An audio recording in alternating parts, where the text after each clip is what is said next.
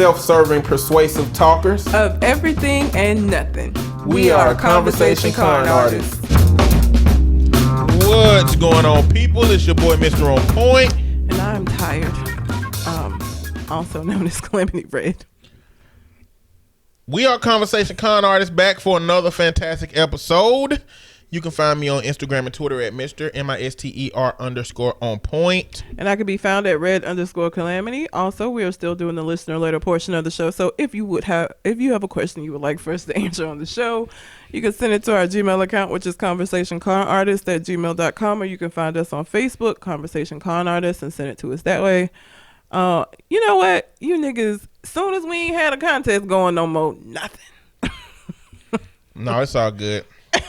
Leroy Ketchum won the competition, part 1, and he sent us his address, and he's gonna get a Conversation Con Artist supply package. Why did Leroy send you his address? For the competition. We see him all the time. I'm gonna mail it. Why are you gonna mail it to him when you see him all the time? Because the anticipation of getting that package, you don't know when it's coming, and when it get there, you're like, oh, I know what that is. I guess. All right. Why can't I do that? You can. Y'all live in the same city. It's waste of postage. If I do that, that's just giving a nigga shit. He won I it want still. to mail it to him. Y'all It's like when you get one of them little packs in the mail, one of them little gift boxes with like them. What do they call? The subscription box? Yeah, any subscription box. Like, a part of the allure is that you get the unmasked stuff. You don't know what it is. Yeah. If they sent you pictures of all of that shit and said go to Walmart and get I it, ain't tell you to send the nigga pictures. I'm just saying, you can still put it in a box and hand it to him, and he don't open it till he get home. Mail. Cool. That's fine. Mail it. I'm just looking about postage, but you go ahead. Do you? It. So you're gonna mail him his Yes. I'm okay. gonna mail it to him. He'll get it the same day. Y'all live down the street from each Yeah, other. we do. Or maybe I'll just go drop it at his porch. But I ain't handing him shit. The porch would be good. He'd come home and be He like, need to walk up and be shit. like, what is that? Is that the Conversation Con Artist supply package? Oh, fuck yeah. That's what I want that feeling to be. All right. That's what I want it Look, to be. I'm just here. Okay. I don't know. So, and we got Stuart sent us his address too, but he also sent us some input. Okay. Because we asked how he found us. We did. I found y'all randomly on SoundCloud. Oh. I want to say it happened when I was searching through people who were following some big podcast. Can't remember which one. I came across y'all podcast and thought the name and logo of the podcast was interesting and have been hooked ever since. Oh. I do have one question for y'all. As someone who is a big proponent for freedom of speech, I sometimes question the intentions of people who are also proponents. Is it just me, or does it seem some people just want the right to be terrible human beings? They come off as people who feel entitled to say hateful things and just be flat out mean-spirited, but then don't want to have to deal with the consequences. Am I tripping? Hell no, you ain't tripping. Hell no, because you are right on the money. You are. That is one of the things, and this is what I think that people don't realize about freedom of speech. Freedom of speech, first of all, when it was written, was freedom of consequences from the government. First of all, let me just say that. Secondly, today, you can say absolutely what you want to say, but if you say some fuck shit, then other people have the right to respond, including your workplace. So, you know, you can say what you want to say, but if you're saying terrible shit, that's just what it is. Like, some people do want the right to just be able to be assholes and not have any consequences, but that's not how the world works. You can absolutely say what you want, but there are consequences with just like with anything else in life. Period. And the hard part about the alt-white, I'm going to say alt-white community who act like they're freedom of speech advocates, it's because they used to be able to say what they wanted to say. Yes. They used to be able to say nigga on TV, but it's because niggas had no power. And niggas wasn't able to say, you know, I don't like how they're speaking to me like that. All right, well, it was good working with you, Blackie. And then they fired his ass. Yeah. So it's like a lot you had to deal with. Now we have a society where a lot of these oppressed groups are starting to get the confidence to say, don't say that shit again. Don't say that shit again. And a lot of people who are advocates for it, I think they just want to say what they want to say. They don't want to change, because think about it. In Jim Crow, they had everything, and what equality looks like is the people that have shit loses it. Yes. And they lose their ability to say whatever they want to say, whenever they want to say it. And they don't like that. That ain't equality. It's just not. And the fact that you want to be able to say fuck shit and not it doesn't even make sense. The companies that you work for have a right to want to be represented in a specific way. And if you out here, like the lady who said she was going to Africa and was talking about how she hoped she didn't get AIDS, she should have got fired. What the fuck is wrong with you? What's the matter with you? That company has a right to be represented by whom they want to be represented. And at the point that you start saying racist shit, it's bad for their company, bad for business. It's not good. So, I mean, I'm mad at whoever this is on your TV that has made a Trump avatar. Yeah, on my Xbox, it's on right now. We I can just see it. fucking And there's a noticed Donald that. Trump avatar on here. They did a good ass job. They did. It looks like him, but I just looked up and saw that, and he was like ranting and raving. It's very, very spot on. Yeah, can't get away from Trump. But to go along with your question, I wasn't even going too much get into this, but it goes along with the question so well. There is a new terminology that is being used by millennials. Have you heard it? No. If you heard it, you know what it was. And it's a dismissive sentiment. What is it? It's okay boomer. The fuck is that? Okay boomer is supposed to be a reference to the group that keeps blaming millennials for shit. And so as the boomers, baby boomers, basically, keep talking shit, a way to dismiss what they saying is okay boomer.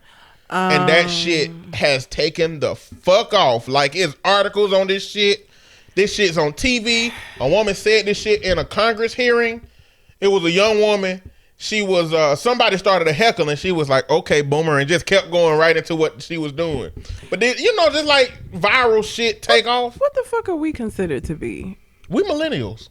Are we? We millennials. I don't feel millennial-like. I feel like... Well, these generations, they take place in waves. And it's like almost a 20-year span between groups. So we're on the like 1983 was when you were a millennial. Oh shit! So we're on the front end of being millennials. So okay, that's why I feel disconnected. Yeah, if you consider that you got to take people, it's not 20. I forgot the range of years, but if you take people on the other side, I mean, you're talking about kids that grew up with a level of technology that we didn't have. Okay. You're talking about kids that didn't have to deal with them green and black Apple computers. That's why I feel so far. You know what I'm saying? Oregon Trail and shit. Yeah, like the shit we had, it's a gap between it. So we are millennials, but we on this other side. We we on the motherfucking Reagan side of that shit. And they on the goddamn Obama side of that shit. Oh, shit. Not even Obama, Clinton side of that shit, maybe.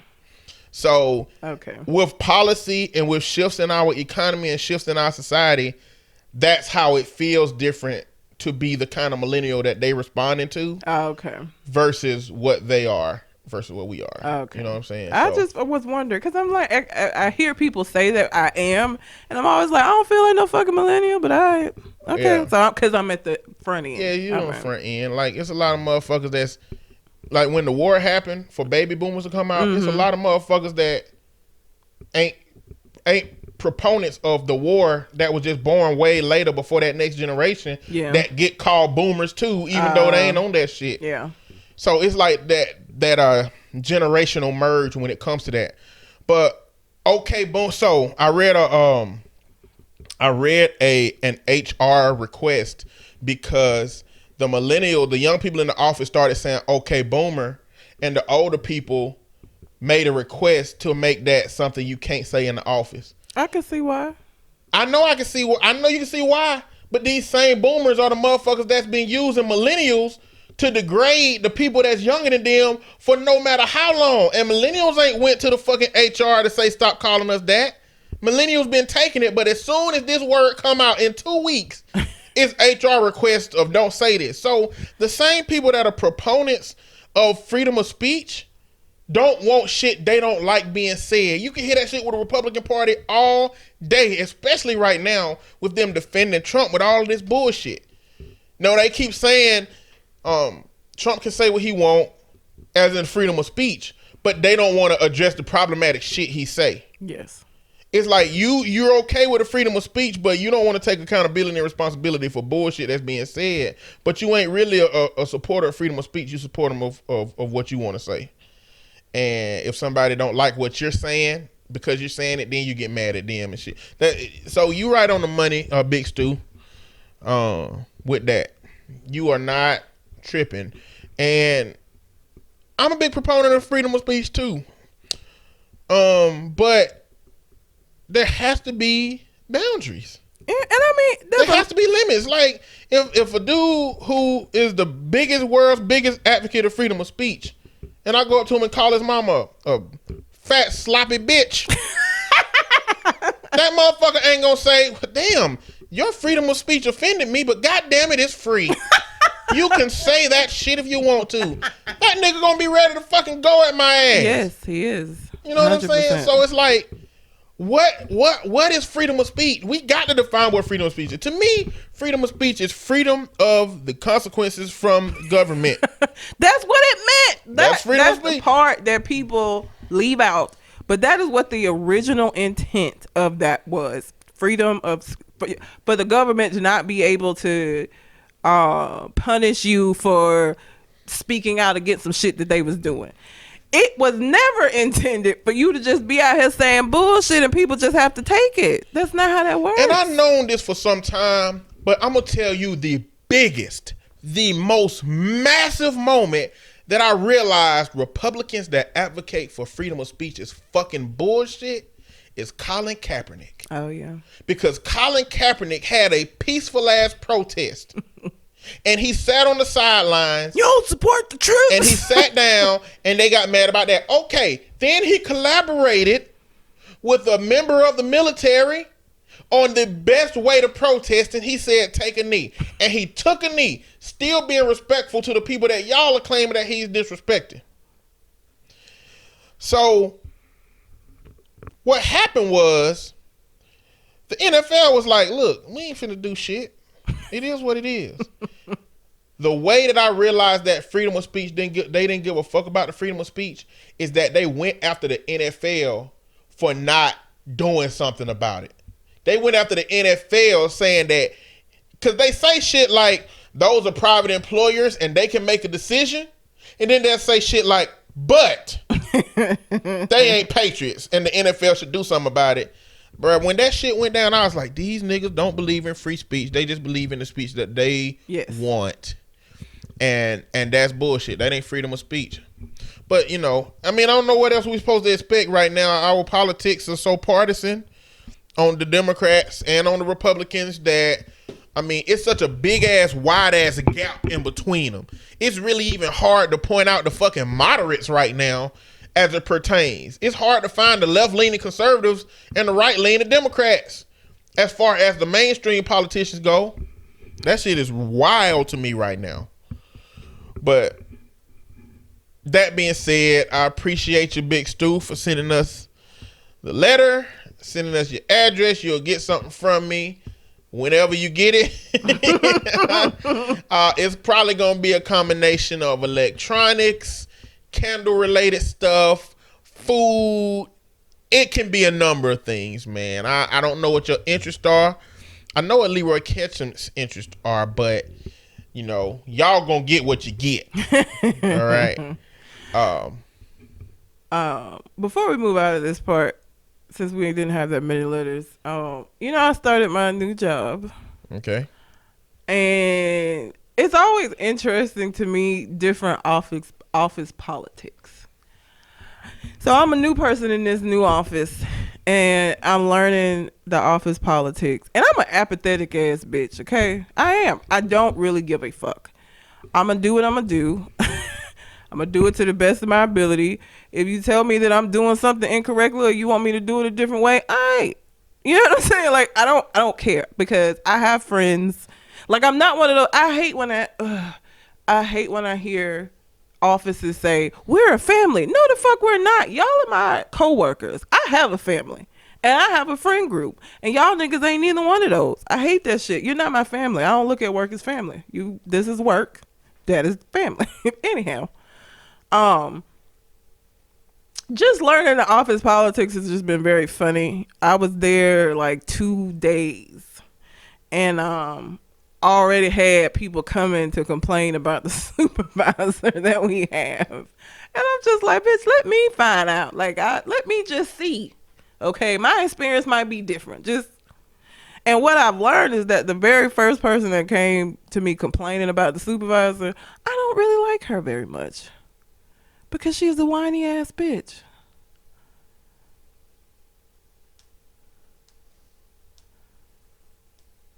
I mean, when you get a new job, she new, right? She is new. She's newer than the other people in the office. When you get a new job, you have got to have wiggle room in your character to get to know new people. Yes. You've got to understand when you go to a job that there is going to be a fucking asshole. There's going to be a bunch of people you're impartial to.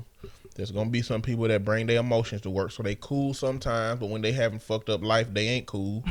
And you probably can tell right away. Yes. You're going to have motherfuckers that need coffee in the morning and throughout the day. That's me. If they don't get their coffee, then they're going to be more fucking irritating than they normally would be. That's me. Not during the day, but I got to have that first cup. It's a range of motherfuckers you're going to run into. Yeah. If you're new at a place and you already complaining about somebody, you are the fucking problem. Yeah. You ain't gave this shit enough time to figure out where you supposed to be standing with people. And here's the thing. And I try really hard. I don't have kids, okay? I'm in my 30s. I don't have kids. And I hate when I get jobs with people that have kids that act like them having kids means that all the world stops turning for them. Like, bitch, that was a decision that you made, okay? One of her major gripes is that she's a single mom with a kid, and she don't feel like that they work with her enough, or are lenient enough, or considerate enough of the fact that she got a kid. You knew you had a kid when you accepted this fucking position too. Like, that ain't a thing to me. I don't have kids. I have 2 dogs. I know in accepting a job like this that I got to make sure that I know what the fuck I'm going to do with my dogs. You know what I'm saying? And I can't expect me to go in there and be like, well, my dogs. And then just be like, that's fine, Red. You take all the time you need. Like, I just don't like the people that have kids that feel like the world should stop. Or like the people that have kids that feel like they should have Christmas off every year, and people that don't have kids should be okay with. Bitch, I have a family. I may not have no goddamn kids, but I have people that I care about that I would like to fucking see on Christmas occasionally. Like those people who feel like single folks, well, you don't understand. You don't have many kids. Bitch, that's the decision you made. Okay? You decided to have that kid. Don't nobody give a fuck about you and Lil Shaquasha. Okay? Goddamn. You came here to work. Yeah. You don't get no more than me. If I don't get paid no more for you to get these little perks and bonuses that you get for your child, I don't give a fuck that your kid exists. We got a goddamn job to do. Period. And you learn that shit serving. Like, it's some people out here who they got kids, and you be like, when you find out, you be like, you got a kid? You never bring that motherfucker up. What? But see, that's the thing. And that's what makes me realize, or what makes me realize that people that whining about their kids, you ain't got to do that, because this motherfucker's with your same situation that make that shit work. And you could be making it work too, instead of wanting these people to give you all these concessions because you got a fucking kid. You ain't the only single parent out here. And I'm not saying that it's not hard. Okay? I'm not saying that. But what I am saying is, for you to think that you should get all these special concessions simply because you have a kid is unrealistic. And you shouldn't go into any position thinking that that's going to happen. Even if them motherfuckers, even if in the interview they tell you they willing to work with you, your common sense should know that means willing to work with you within what's reasonable. Okay? And making sure that they gonna make sure that the shit is covered that needs to be covered. Period. So like you shouldn't take them saying, "Oh, we can be a little flexible with you," to mean every time you need to be off, they're gonna let you off. That's not how that works. So she already done fucked up with me because you whine too much. You got any bad coworker experiences outside of this place? Yeah. When I worked at McDonald's, it was this gay dude that liked me. Now other women liked me too, but at that McDonald's it was a gay dude that I don't even remember his name, but like he just, that was before that I became more aware and ally like. I was, but I was never disrespectful to anybody, and I never like, even though he would say stuff, it was never like anything that made me mad or irritated me, but how he would be looking sometimes, like when I go on break and put my order in and he just at the register just staring at me like, nigga, look at the buttons you pressing, man. You can't know exactly what those buttons are. Staring at me like that. It's not how it works. That was an awkward experience. I don't know that she was gay for sure. What I do know is that she was, and I mean, I hesitate because I'm 34 and this might be me in some years. I don't fucking know. She never had any kids. She's never been married. Okay. She was overly, I don't really do hugs and shit, right? Like I've become more okay with hugs just because of this group of friends we have. Everybody insists upon hugging me and I just then got used to it. Like it's whatever. But no, I'm outside of that. I'm really not a hugger. I really like to have my personal space, and I don't really like a lot of people that I don't know touching me. Okay, this is how I do. She broke through all of that personal boundary space shit all the time, and it made me so uncomfortable because she would get so upset because I would never agree to go out to lunch with her, and I didn't agree because you so persistent about it that it's weird now. Like now I feel like I don't need to fucking go with you because you so like like overly persistent. It's weird now. So now I'm gonna have every reason not to go because now it's fucking weird. I don't know. You was about to get raped by that woman. I don't know. I never went. Be passed out and wake up when your groceries ate. I never went to lunch with her. And I don't know for sure that I don't want to say because she ain't got kids and she never been married that she's gay. Obviously, you cannot have kids and you can never get married and be heterosexual. Again, that might be me in some years. And motherfuckers might be looking at like, Red ain't never had no kids. So she's never been married. But you ain't going to be trying to hug them, though. I'm not going to be trying to So, I mean, they just going to be like, she don't never talk to no goddamn body. She must go home and knit. And goddamn yell at kids from the balcony and shit. Yeah, and see, she didn't hug everybody. If she was just a huggy ass person, then I'd be like, okay. But it was weird that she would come in, we would all be having a conversation, and she would be laughing and find her way over to me and that's so crazy and like hug me. What the fuck are you hugging me for? Bitch, get off me. The fuck is this? Or she would like walk in and like put her hands on my shoulders and like, don't touch me. Why are you touching me? Stop that. It's uncomfortable. She was weird. I wasn't, okay, that sounded bad. She got laid off, which was terrible. So I wasn't happy that she got laid off. But I was glad I didn't have to have any more of those uncomfortable ass moments with her. Like, yeah. And my last supervisor was batshit crazy, so I had tons of issues with her and just random stories of her faking illnesses. Work can be real weird. But I'm just learning the office politics in my new position, and just like I said, I'm apathetic. I don't get, if my supervisor come and tell me that they need me to do something different, I don't get in my feelings about that shit. I don't give a fuck. Okay, I did it wrong and you don't like how I did it, let me do it differently. Okay. This girl every time somebody say something to her, it's like she just, falls apart, and it's like it's the worst thing ever. And it's like, girl, why you care? Like, and you telling me like I'm supposed to care, and I'm telling you, I'm the most apathetic person you with me. Don't come to me wanting, if you need somebody to co-sign your feelings, I ain't her. Because I'm just going to look at you like, oh. You need to tell her that then.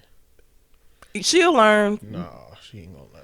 My supervisor did. She stopped coming to tell me stuff in my old job because she wants you to the reaction. I just blah, that's terrible, and go on by my fucking business. Like I'm not gonna do this with you. It's stupid. What are you upset about? Maybe. Hopefully, me not responding, she'll be like, "Oh well, she don't really care." Nope, I don't. You're right. Go with that feeling. Just fuck with her. Just be like, you right.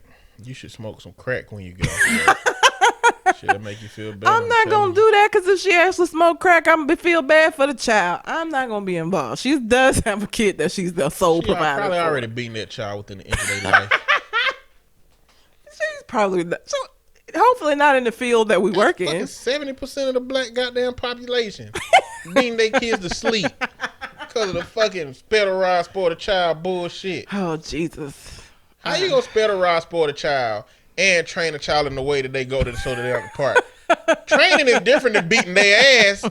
You gotta choose one of them hoes. I feel like training is what you do. Like you ain't never went to work and been in training. I'm in training and right they pull now. out a cane and just start whipping on your ass, on your back. You didn't get it right, motherfucker. Like that's not training, okay? So it's either spell a ride for the child or train a child in the way that they fucking should go and they won't depart from it. Y'all gotta choose one of them motherfuckers. They can't both be right, motherfucker.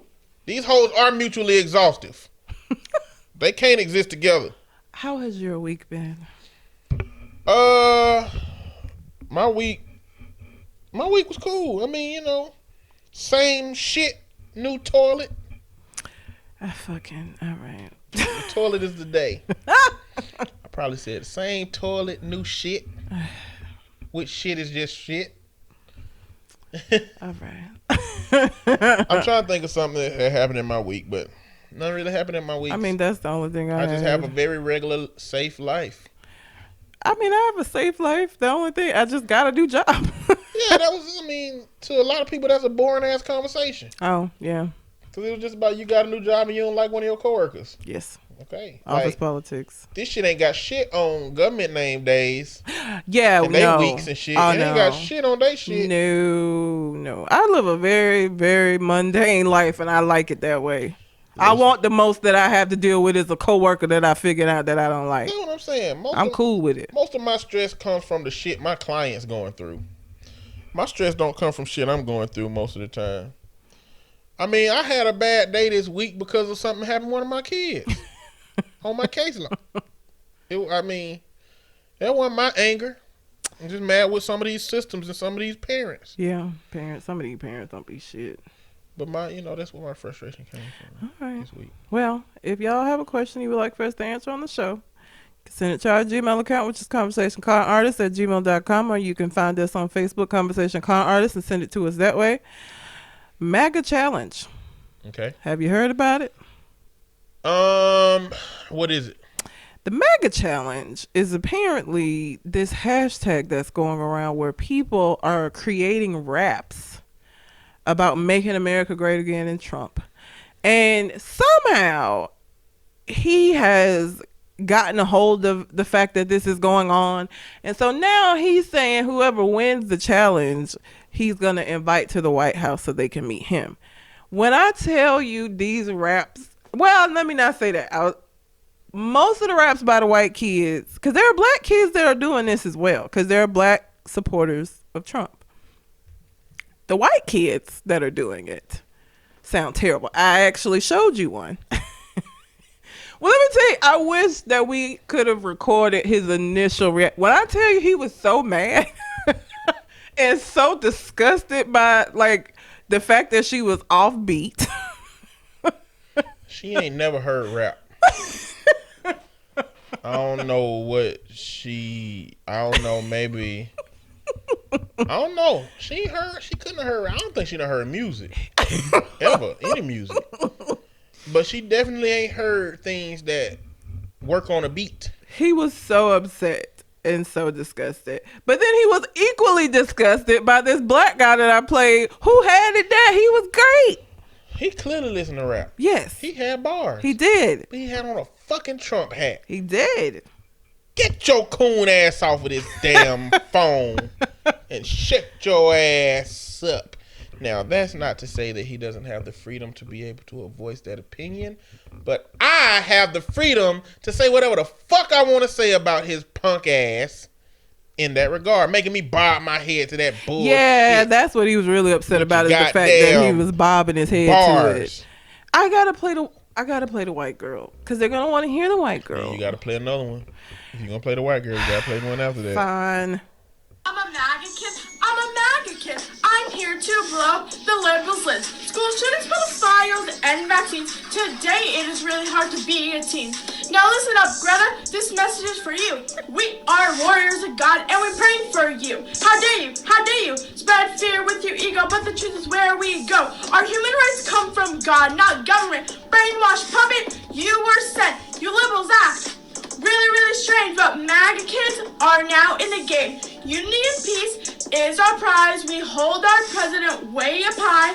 Like an eagle, we will take flight. In God we trust. MAGA kids fight. In God we trust. MAGA kids fight. Now, I just want to know why she felt the need to say brother. Like, that took me out. The first time I heard that shit and she said brother, listen up, brother. Like, bitch. Bitch, come on. First of all, why did this I don't know how it started. I don't know who started it. I am very hopeful that a black Trump supporter started this, because if a white person started this and decided to do a goddamn rap challenge, I'm upset. I'm upset. I want it to be a black Trump supporter at the very least. Now, I'm going to let y'all do, I'm going to do the one that you was bobbing to that you was upset, since you said I got to play another one. I got the power in my hand, 2020 vision, cause I know that Trump will win, and I hope the liberals listen. There's no room for socialism. I don't even want to talk if you ain't talking patriotism. And now I'm out here on a mission, spreading common sense and trying to end all the division. They had no sense of self, and so they push collectivism. Thinking for yourself is the best form of mental health. And I'm depending on myself, not looking for no help, because I really rather earn it. So till Bernie, he can keep it. What he preaching, we don't need it. If you want it, go and get it. If you start it, stay with it. He got bars. I mean, fuck can I say? He just rapping about bullshit. He might as well be rapping about fucking children. As far as I'm concerned, I don't want to hear none of that shit. But it sounded so much better than the white girl. It did, because she ain't never heard rap. She ain't never heard music. Actually, she just got sound yesterday. She couldn't even hear shit before this moment. So she just got her hearing. And somebody said, MAGA challenge, we putting on a beat. You don't have to know, just rap. What the fuck did she get that shit from? Okay. And listen, I'm not I can dance, but I'm not like Chris Brown levels. I'm not the person at the party that people just gonna be like, oh, I ain't her. But I can dance. I don't understand people that can't catch the beat. Like, it's such a simple thing. How do you not catch the beat? It's a beat. Because it's rhythmic. I think we found out that white people dance to the words, not the beat. They dance to the words. And since they don't listen to rap, where the words are very sewn in tight, they just, country music words all over the place. They be holding on to words. Like, that's one word in a country song. Like, they'll hold on to a note for so long. So a white person's move will be stopped and frozen while they doing that note, and then the next two words they do a couple of like, that's how they dance to the words. Okay, if I'm wrong, correct me, white people who dance. What do you hear? You know, y'all don't dance on the ones and twos. Y'all dance on the ones, threes, 5, 6s, and then you go back to 2, 4, 5 to make up for all the other shit. Like, that's. Like, I see, it looks like it takes effort to not dance on the beat or to not catch the beat. Like, it look hard. When I see white people doing that, I'm like, how the fuck are you doing that? How can you completely ignore this beat that you hearing and just do what you doing? How do you do that? I can't. Black people, you start playing music, we immediately start bobbing our head, and we all together. Nobody has to, like, get us together. We just hear it and we there. White people, I don't understand. I think it's kind of like dexterity. You know what I'm saying? Like, surgeons, the micro workings of their nerves make their hands the perfect specimens for cutting people open and doing all the little stuff they do. Yes. Have you seen a motherfucker that you tried to throw a ball to and their hands just went all over the place? They don't need to like be the surgeons. rhythm version of that. We got rhythmic dexterity. We have that. We just have a built-in system upon which we know. Motherfuckers was beating on drums when we was goddamn in Africa. Yeah. They was beating on drums and just dancing and just stomping the ground, and you can hear motherfuckers from a mile away because every single one of them feet hit the ground at the same goddamn time. You seen that video of them white people doing that rave dance? Oh my God. It looked like each one of them are in their own individual street fights. Ain't no beats, ain't no shit, just flailing and spinning around and small weird jumps in no particular order or fashion with whatever is going on in their ears. It amazes me. It really does. Like, even with her, the fact that it's that bad. Okay, she can't rap. Okay, cool. I can't rap. Like, I'm not gonna be able to like do what the second person did. I ain't him. I can't do that. I would still be on the beat though. Like, my raps, I ain't got bars, but I would be on the beat. Like, it amazes me to see them just completely disregard the beat. Like, I don't know how you do that. If I tried to be off beat, I've tried to before, just because I want to see. It's hard to not be on beat. It's difficult. I understand. You can give me one word. You can give me a beat and say, I just want you to say this one word rhythmically. I'll be like, murder, murder, murder, murder, murder, murder, murder, murder, murder, murder, murder, murder, murder. I can do that shit forever in a bunch of different ways. Yes. I just don't know how. The only thing I can say, because we're talking about two different cultures. We're talking about black culture versus white culture. And clearly there are some sprinkles of black people that don't get that shit. Yeah. And there's some sprinkles of white people that's in there. Like that motherfucker Josh. There's some white people could dance. You know what I'm talking about, Josh? Josh? It's a motherfucker who leads. He go to an HBCU and he lead these 4 black dudes on the chill squad. Yeah, and that I did motherfucker see him. be Yeah, like, them, like, they exist. They do exist. Look up, Google Josh. I know what you're talking about. Yeah. No, I'm trying to make sure the right thing come up for anybody who's watching. HBCU Josh. Let me make sure that come up. I don't think my internet works. It's amazing. Like, but see, I guess it's because some of them have it. Like, what is it? What's the difference? And I know some of us ain't. Some of us are rhythmically challenged. There are some of us that are. All of us ain't got it. But even the most basic of beats they can't catch, and I don't understand. How you can't catch the beat? Like, it's ridiculous. It's amazing. It is amazing. Like, if you're listening and you can dance, try to dance off beat and see how hard that shit is. It's hard. Like, to purposefully dance off the beat, you're gonna get back on beat before you know it. Like, it's very difficult. So I don't understand. I don't get it. You know. Okay, so I'm just Google Jefferson Davis white drum major and you'll find the boy. You can't Google Josh. There's too many black Joshes that come up when you put in HBCU. That ain't gonna work. I'm just gonna read this first comment because it sounds like it's relevant. Jefferson Davis white drum major goes viral and pisses me off. Shit like this make me want to slap some sense into black folk because they parents failed them. What the fuck is this white kid going viral for doing something we've been doing and doing better than him? There's nothing about him that's extraordinary, but yet stupid ass white Jesus worshiping master say black people keep sending me this shit on Instagram and Twitter. Y'all the reason we can't get ahead as people. Do not share or praise this fellow all the while ignoring the black drum major doing just as good if not better. I have nothing against him personally, but stop praising white mediocrity. I know black drum majors at predominantly white high schools in my area. White people give zero shits about them and certainly aren't gassing them up to the point where they're going viral on social media and gaining over 20,000 followers on social media. And his name is Justin, not Josh. Justin Vanilla Funk Heidemann. But see, here's the thing that I disagree with that commenter on. It's not so amazing because we do this shit on the daily. Okay, this is my whole point.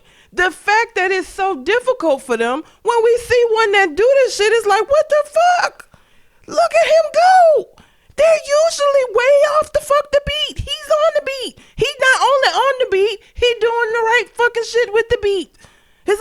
Listen, it is because you don't see it.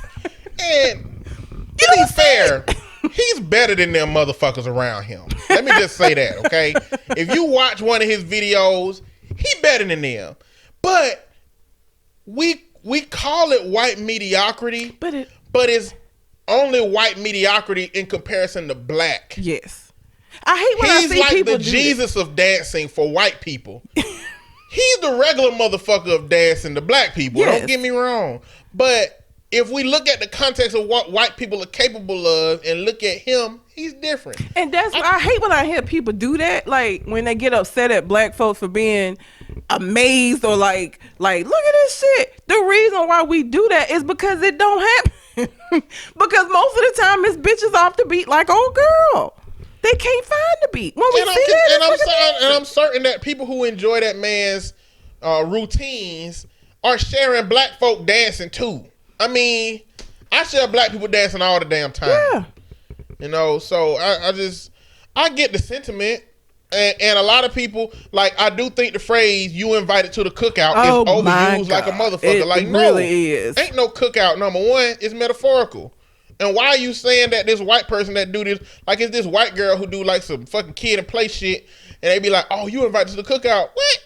We don't know what kind of fucking hats that motherfucker got in her closet. She probably got a if she got a MAGA hat, she can't come to the cookout. Like, my problem with this dynamic is how little vetting we do to let a motherfucker into the cookout. Like, you can do one thing and it's like, oh, come on in. I can tell you right now that if this vanilla funk motherfucker got a MAGA hat in his closet at his HBCU, he gonna get his ass beat when they find it. Yes. He got. I mean, and so I feel like him going to an HBCU is a level of vetting. It is that don't make him black and don't make him nowhere near being black. But I mean, goddamn, can't we let this man that I think is gonna be one of the best allies we can fucking have out here? Well, I can't say that, but people like him that would be good allies that we don't ostracize and send over to the white side. You know what I'm saying? And I be saying, I think motherfuckers back in the fucking old Life South, like Eddie Murphy and Martin, back in Life South, I feel like the motherfuckers that was allies for black people had some of the worst times. They did. I've been trying to debate in my head if they had worse time than black people or not. Now, societally they did, but in that town, if white people knew you was a nigga lover, you couldn't get no food nowhere neither. And if black people knew you was white, you couldn't come to the jazz strip with them. So these motherfuckers had to live alone. Like, at least black people could dance and put together their little good times, little fucking portrait in that motherfucker. But that motherfucker would just sit at home and cry. I don't even know why. Well, but I mean, you still weren't gonna get killed though. They look in the mirror just crying like, I am a nigga lover. Why though? I don't know why I want to help. It's bringing me nothing but pain. I would say they had it worse because they still wouldn't have to worry about getting hung. So I don't know. I'm pretty sure some nigga lovers that's been hung. Maybe. I feel like even with you being a nigga lover, you still is white, and I still feel that that's gonna give you a even a little bit over. I feel like they might have had they probably had a worse personal time. Yeah, but definitely not a worse social time. Yes. Because black folk can't even walk outside without getting charged with some shit. All right, put your hands up, nigger. You're loitering. But I just stepped out of my house. Loitering, motherfucker. Yeah. But so hashtag MAGA challenge if you want to see these bullshit ass videos. Only to amuse yourself with the offbeatness. Now, some of the black ones, you're going to be bobbing your head. Okay, so just... Not many of them. Not many of them, because there are a lot of black kids that did this that I'm like, you went to an all-white school. Because they sound like the white girl. It's like, you can't catch the beat either. All right. But yeah, and apparently the fact that Trump caught wind of this and is even saying he gonna bring the winner, like, what the fuck? You're the president of the United States and the winner of a fucking Instagram challenge is gonna come to the fucking White House to meet you. Like, that's where we at in 2019? That's where we are. What do you mean? We knew he was grabbing women by the pussy before he became the president. Okay. I We know, knew that. but it's just like, I don't know. Sometimes I still just feel like we in a Saturday Night Live skit that won't ever end, because like, you really gonna bring folks to the White House behind this shit? I ain't. They're making up these little whack ass raps.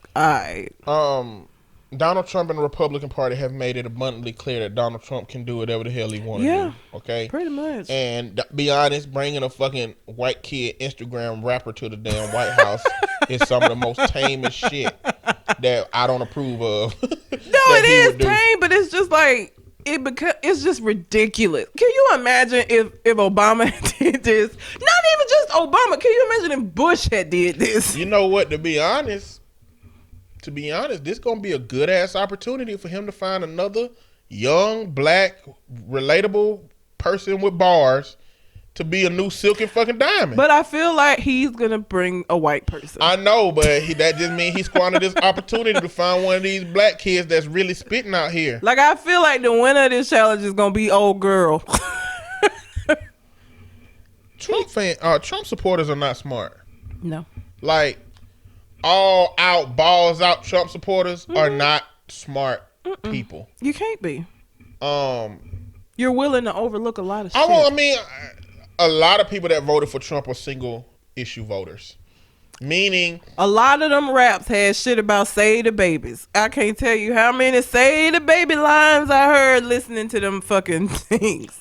Abortion was a big one. If you are pro-life and you believe that the Republican Party is correlated with the sanctity of that life, go find all of the Republican senators that have ordered their mistresses to have abortions. And that's all I'm saying. It's a pretty good bunch of them.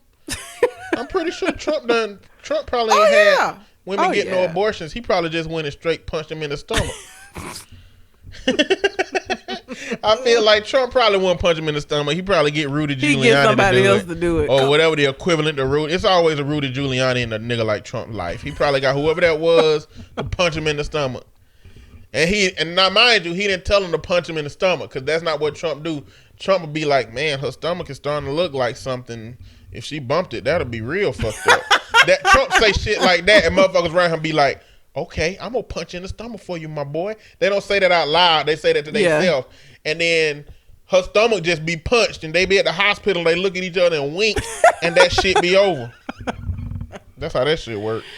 Oh, but the MAGA challenge is a thing if y'all want to get upset or laugh. It just depends. The black guy was, some of the ones with bars make you mad, because it's like, you wasting this shit on this. No, it's good. It's good. We need to do it with the bars, because that means when black Twitter take this shit, niggas gonna take it serious. There is at least one girl in a hijab that did do her version, and she's talking shit about Trump. So I hope a lot more people do that. That would be amazing if like black Twitter took the Trump MAGA challenge and like did the complete opposite. It was a hijab. Yeah. What? How you know it wasn't a burqa? It's a burqa is this part. It's not the. Oh, you sure about that? A burqa isn't a hat, is it? Not a head piece, not a hat, because a hijab is not a hat. I don't know. I said that so I can educate myself. Oh, well, I don't think a burqa is. That's the. Oh, that's the one that covers from head to feet, like the one that it's all one piece. Hers was not all one piece. Ain't nothing coming up. Why the fucking Halloween burqa coming up when I put this shit in? You did BURKA? I got the definition when I put it in. What's wrong with your Google? I got this fucking sexy Halloween. What the fuck have you been Googling? What's nothing? Go to images. Oh, okay. Well, no, this don't. Let me see. Oh yeah, I did get that. Middle Eastern Arab girl burqa Halloween. That's so rude. It's disrespectful, man. I would never They do trying that. to get people excommunicated from the faith. What they have. So on burqa there? is the one that's more Cover hers. their eyes. Cover their whole face. Hers is it's a hijab. Okay. I'm just making sure. But yeah, she had an amazing one, and she could catch the beat. So, do you have to be brown to catch the beat? I don't know. I don't understand. I mean, you know, when you talk about Arab, you are talking about like a culture where they do like the belly hip dance type stuff, right? So they gotta have some movement at least. They gotta figure out how to get on the beat.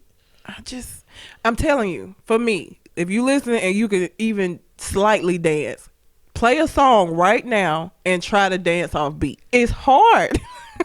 Like, it's fucking difficult. Like, if you were doing the electric slide and tried to do that shit wrong, it's hard. It's difficult. Do you know who Byron Allen is? I don't. Well, it's some rich ass nigga. That's all I got. But he is the CEO of Entertainment Studios, parent company of the Weather Channel. Oh. He recently sued Comcast in a $20 billion civil rights lawsuit. Goddamn. So how old is he? He looked like he about 50. He got a wife? You gonna date a nigga 20 years older than you? If he win a $20 billion lawsuit, yes. That nigga already got money. He don't need to win this shit. I'm just saying. This is principle based. Well, yes. If he has money, then maybe, possibly, what he look like? Let's see what he look like. Maybe. He looks like Candyman with higher cheekbones. Candyman? Yeah. No. What? That sounds terrible. Hell no. Oh, no. No, this weird. That would be weird. He looked like, I could date a 50-something if they didn't look like my dad. He looks like my dad. Like, no, your daddy look like an old ass mechanic. Okay, your daddy look like a nigga that been breathing in gasoline for his whole goddamn life. Not my father specifically. He looked like he could be my dad. So you need a fucking 55-year-old that look 38. No, Idris Elba. That's what I need. How old is Idris Elba? He in his 40s, ain't he? Late, if not 50s. That nigga is 3 years away from having one of them fucking things in his face go wrong that make him look like an older nigga. Well, right now he don't. So he looks like a dad. That'd be weird. Anyway, if you motherfuckers want to learn something today, this probably just gonna be breadcrumbs for you to go do your own research, but this is the shit that's going on. So Byron Allen has I can't, his name Byron too. I can't. I had bad. You had a bad Byron? Slim is Byron. That's his name? That's his real name. You can't treat all Byrons the same. I treat all Marines the same because of Tarvis. You shouldn't. Marines are crazy.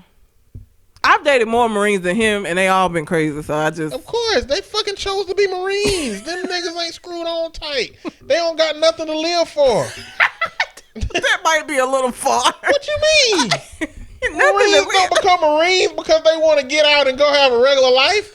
Them niggas want to almost die. If they get out, they only stronger and they want to live after they get out. But you don't go into the Marines wanting to live. Keep in mind that he is saying that we're recording this on Veterans Day. All right, Byron. Shout out to the veterans. Thank you for your service. But what Byron Allen, what is he suing them for? Because I keep fucking it up. That's me. Listen, sorry. Byron Allen owns BET. And He owns BET? Yes. Okay. He owns BET. For years, he has been trying to get Comcast to add him to their fucking channel lineup. And they've been giving him the runaround. They've been pretty much like, listen, no. So, BET what he said, is not on Comcast? No. It's owned by Byron Allen. Byron Allen want Comcast to carry BET in their fucking lineup of shit. But that's what I'm saying. BET is not on Comcast? No. Apparently not. No. Huh. I learned something new. And what he said on the Breakfast Club was the industry spend billions a year licensing cable networks while African-American owned media gets zero, and that's not fair. Now, this has got civil rights attention because the argument that Comcast is making at the civil court or at the Supreme Court level right now challenges the Civil Rights Act of 1866. So let me get a couple of things out of the way. The Civil Rights Act of 1964, it protects employment discrimination. but only for businesses that employ more than 15 people.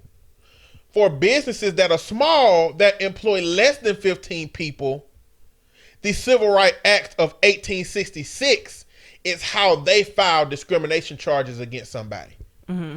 What Comcast is saying, so what the Civil Rights Act of 1866 says basically is that you have to prove that race was one of the motivating factors to keep them from being able to participate. Meaning, a company can discriminate you because you're black, discriminate on you because of economic reasons, discriminate on you because of their financial reasons.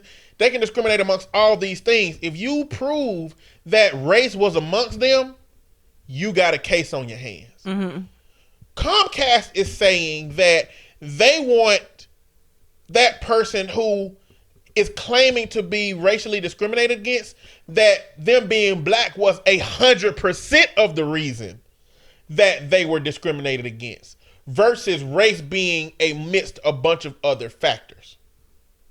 That makes sense? No. So right now, if me and you, Restoring Hopes is less than 15 people. If I feel like we're being discriminated by Hoover City for some reason, and I bring up a discrimination charge, the Civil Rights Act of 1964 ain't gonna help me. The Civil Rights Act of 1866 will help me. I have to prove that race was a part of their decision making of why they. But if it was 100%, what I'm saying is it's hard to prove that race is the exclusive reason that anybody didn't participate me. A lot of the times it's them using financial and using economics to ice out somebody black. That's why they allow those other factors to be a part of race in determining whether that made a difference and whether you allowed them to participate. So Comcast wants the one where you have to. It has to be 100%. Exactly. Comcast wants to. So basically, Comcast want to be like, well, we didn't call him a nigger. We didn't say get your black ass out of our office. We didn't say we ain't carrying no coon old network around here. We didn't say any of that. So it couldn't have been racially motivated, because a lot of times, yes, they don't have those overt racial overtones when it comes to these conversations. It's the subtle icing out of them through other reasons. And so that's why Comcast want this law to be interpreted in terms of it needs to be 100% proven. But the reason that's become a civil rights issue is because that's going to be really easy for businesses to say that it don't got nothing to do with race. And it's going to be hard for you to prove that it has something to do with race if you don't got them on tape saying, nigga, get out of here. And so now a lot of civil rights voices have jumped in. Maxine Waters, the daughter of Martin Luther King Jr., they're all out here saying if they fuck with the Civil Rights Act of 1866, it's going to impact the strength of small business owners and small business employees to actually bring lawsuits up to these big companies and win. And the Supreme Court being stacked the way it is, a lot of people don't really know. So a lot of people are criticizing Comcast for using this defense on this particular case. So this is a pretty important case to be looking at, especially if you're a brown person, especially if you're a small business owner, because it's going to give some insight as to how the Supreme Court is going to interpret this act moving forward. So I just wanted to bring that up because I think that is some serious shit that we ain't talking about in bulk. And I think I'll make a video on my Facebook about it, just so we can have a little bit of awareness there. That being said, what you got, Red? T.I. Okay. Totally insecure. T.I. is under fire because he decided to let the world know that he checks on the intactness of his daughter Deja's hymen. So is a hymen what they call a cherry? Yes. Okay. Here's the thing about the hymen. Okay. That is like a medieval ass way of trying to determine whether or not somebody is still a virgin. What we have found as we've progressed as a society is that that ain't a determining factor. You can break your hymen riding a bicycle. If you are an athletic woman, you can break your hymen doing that shit. You can break your hymen if you use tampons over pads. There are so many ways for that shit to happen that's not sex, that if your only way of deciding or determining whether or not somebody is a virgin is through that, it's gonna be a lot of people that you're gonna accuse of having sex that haven't had sex, because that is not a determining factor. That's one. Two, what the fuck, T.I.? Like, the infringement of her privacy, the levels of I think that this wave is going to teach a lot of black women that didn't know, like ghetto hood black women that didn't know what a hymen was. Mm-hmm. I think that this is going to make them name their children Hymen. Like, Jesus. And you know, there's kids named Hymen. There's kids named Hymen. There are. Man, it'll be so hard to walk around this earth knowing that my name means pussy membrane. That shit would be the fucking worst. Oh my God. People are stupid.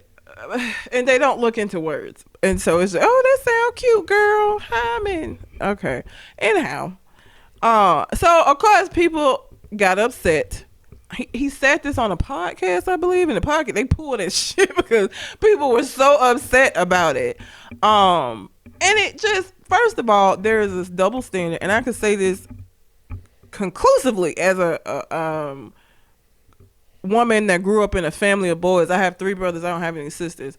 The way that sex was looked at when it came to me and my brothers, completely different. Now, did my mom want any of us fucking prior to? Probably not.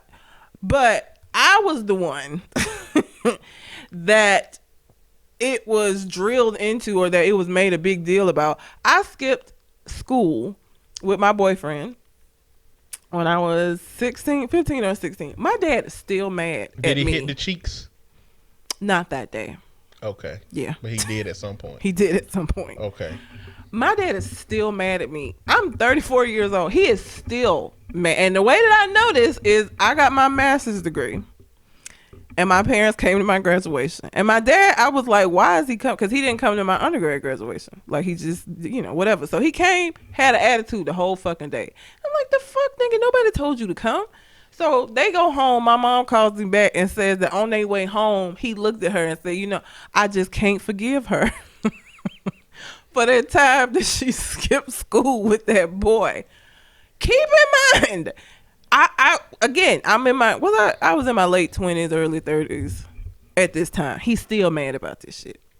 My brothers was sneaking girls into the house, all kind of shit. Nobody gave a fuck. This was my boyfriend. I was with him till he got a bitch pregnant. I was with him for a while.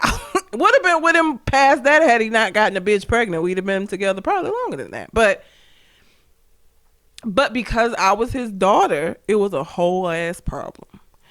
T.I., one of the reasons why people were so upset at him is that when they had their little show, his son, there was something on the show about his son having sex, and he was proud.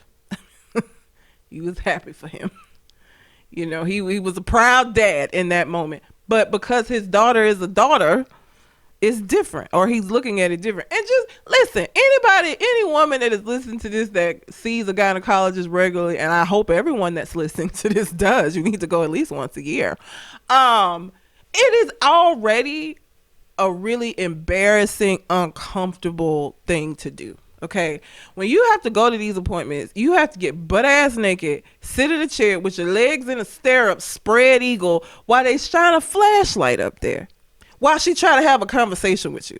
Like, so it's been a year, I haven't seen you in a while, how you been? Like, they literally try to have and it's like, just fucking do this shit and get away from down there, because this is weird. It's already an uncomfortable situation. I can't imagine being, what is she, 18? Yes. I can't imagine being an 18-year-old girl going to these appointments, not only having my dad go with me, but then fucking question the guy. Like, nigga, it's so problematic. It's so problematic. And of course, I was more, and this always seems to be the case with me. I was more disgusted at the women taking up for him.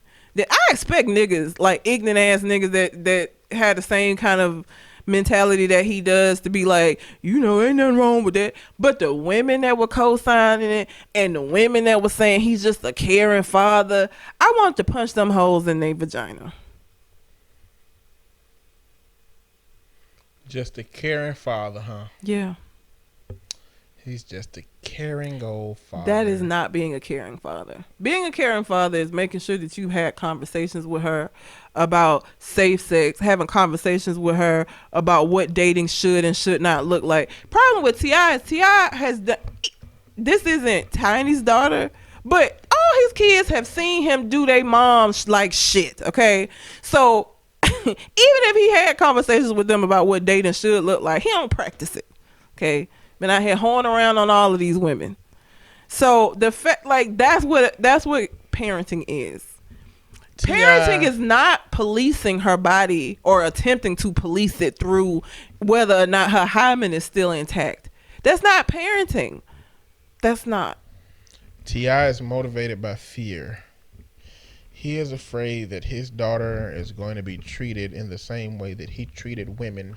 Yes. Over the course of his career. And you know what, men? Those of you who have had sex with no regard of thinking about what you're doing to the woman that you're having sex with, and promising that we'll be in a relationship, and misleading her into believe that she's supposed to be investing her time in you, well, it's going to come back on you. It is. It's going to come back on you, and it's not going to feel good. I hope you didn't do too much damage before that time comes, because how much damage you did is going to be how much damage your daughter experiences. Karma is a bitch. But I do want to prepare the men. Okay. I'm sorry for this, but those of you who have daughters, are going to have daughters, who don't want daughters but gonna have them anyway because you treated women like shit, she's gonna suck some dicks. Okay? That's gonna happen. All right? And I feel like it's my job to rip that Band-Aid off. Now, she's gonna suck some dicks. And I don't look, it's a catch-22, okay? I don't want my daughter to acknowledge that my daughter's gonna suck some dicks. But if she's gonna suck them, I don't want her to be bad at it. Okay? Is that wrong? I don't know. Is that wrong to say? I don't. Why would you not want your woman to be, your daughter to be completely accepting of her sexuality by the time she is old enough to choose somebody to have a relationship and an interaction with? Because men don't like to think of their daughters having sex. But that's bullshit. It is. That's bullshit, because these same men want their women to be what they want them to be. And these same men tell women that, well, if you ain't putting out, or if you ain't doing this, if you ain't doing that, it means something. And y'all think y'all daughters ain't hearing that shit? You know what I'm saying? If you want your daughters to be better or different, you got to treat women different. You got to treat the women you date different.